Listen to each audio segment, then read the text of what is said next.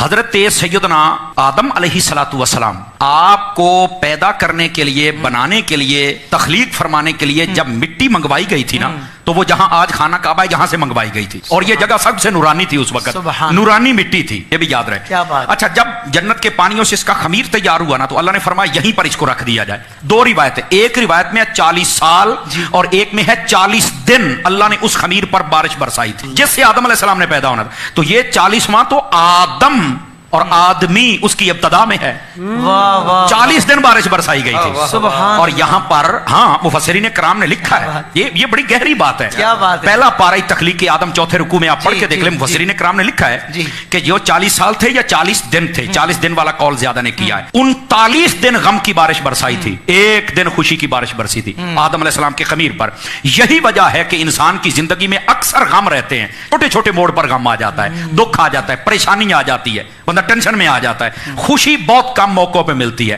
صوفیاء فرماتے ہیں انسان تجھے پتا غم کیوں زیادہ دیا ہے؟ اللہ کو پتا تھا کہ جب اسے غم آئے گا یہ مجھے یاد کرے گا، غم اس لیے زیادہ دیا مجھے یاد تو کرتا رہنا، اور خوشی تجھے دی ہے، خوشی میں ہمیں بھولا تو نہ کر، وہ خوشی بھی ہمارے نام کر دیا تو یہ اس لیے۔ اچھا، حضرت سیدنا یوسف علیہ نبینا علیہ الصلوۃ والسلام حضرت یعقوب علیہ السلام سے جب جدا ہوئے تھے، بھائیوں نے کنویں میں پھینکا، 40 سال تک یہ جدائی رہی تھی، 40 سالوں کے بعد ان کی آپس میں ملاقات ہوئی تھی۔ یہ 40واں کوئی عام نہیں ہے یار، یہ 40 کی بڑی پرانی ہسٹری ہے۔ جب نبی پاک صلی اللہ علیہ وسلم نے اعلان نبوت فرمایا تو عمر کتنی تھی؟ 40 سال تھی۔ اچھا، پھر جب کلمہ پڑھایا تو پہلے 6 سالوں میں 39 بندے اور 11 عورتیں مسلمان، 40واں نہیں ہو رہا تھا۔ کافروں کو پتا تھا عدد تمام جس دن ہو گیا مسلمان مضبوط ہو جائیں گے۔ حضرت عمر نے جناب اس وقت تو کلمہ نہیں پڑھا تھا، تلوار اٹھائی اور نکل پڑے۔ اللہ نے فرمایا اپنی رحمت سے تو کہتا ہے 40واں نہیں ہونے دیں گے، ہم 40واں ہی تیرا کریں گے۔ عدد تمام ہوا ہی حضرت فاروق اعظم سے، اور ہر بندے کے ساتھ 40 کا تعلق ہے۔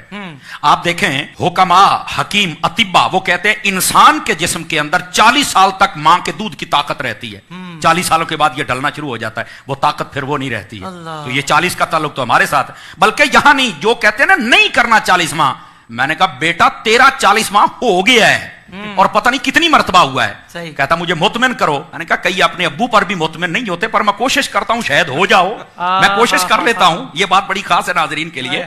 دیکھیے جب بندہ اپنے ماں کے پیٹ میں قرار پکڑتا ہے نا، پہلے 40 دن تک وہ نطفہ ہوتا ہے، اگلے 40 دنوں کے بعد وہ خون کا لوتھڑا بنتا ہے، اگلے 40 دنوں کے بعد وہ اس کا جناب ہڈیاں ڈالی جاتی ہیں، اگلے 40 دنوں میں چہرہ، اگلے 40 دنوں میں اس میں روح پھونکی جاتی ہے۔ پڑھ لو مفسرین کو، اگر 40 کا پروسیجر نہ ہو تو میں ذمہ دار ہوں، تو تیرا 40واں تو پتہ نہیں کتنی مرتبہ ماں کے پیٹ میں ہو گیا ہے۔ کمال والی بات ہے یار۔ اچھا، پھر یہاں تک بات نہیں نا، پھر جب اللہ چاہتا وہ دنیا میں آتا ہے تو کیا دوسرے تیسرے دن ہی ہم بچے یا بچی کو باہر لے کے آ جاتے ہیں؟ کتنے دنوں کے بعد لے کے آتے ہیں؟ تو ظاہر سی بات ہے 40ویں دن ہی لے کے آتے ہیں نا۔ کہہ رہا سوا مہینہ ہو گیا ہے، نہیں توجہ فرمائی آپ نے، 40 دنوں کے بعد ہی نا۔ تو یار پیدا ہونے سے پہلے ماں کے پیٹ میں بھی تیرا 40واں ہو گیا، پیدا ہوتے ہی تیرا ہو گیا، تو مرتے وقت تیرا کیوں نہیں ہوتا یار؟ کچھ خدا کا خوف ہے تو مرتے وقت بھی ہو جانا چاہیے، تو کوئی مسئلہ ہی نہیں ہے یار۔ صوفیاء وہ یہ فرماتے ہیں کہ یہ جو مرنے کے بعد 40واں ہوتا ہے نا، یہ اس لیے ہوتا ہے کہ اللہ تعالیٰ مردے کی قبر میں حالت کو تبدیل فرماتا ہے، یا جنتی حالت میں یا جہنمی حالت میں۔ فرمایا اس دن زیادہ کوشش صدقہ و خیرات تلاوت کیا کرو، تاکہ اللہ تبارک و تعالیٰ تمہاری اس دعا کا صدقہ مرنے والے کی حالت کو جنتی حالت میں تبدیل فرما دے۔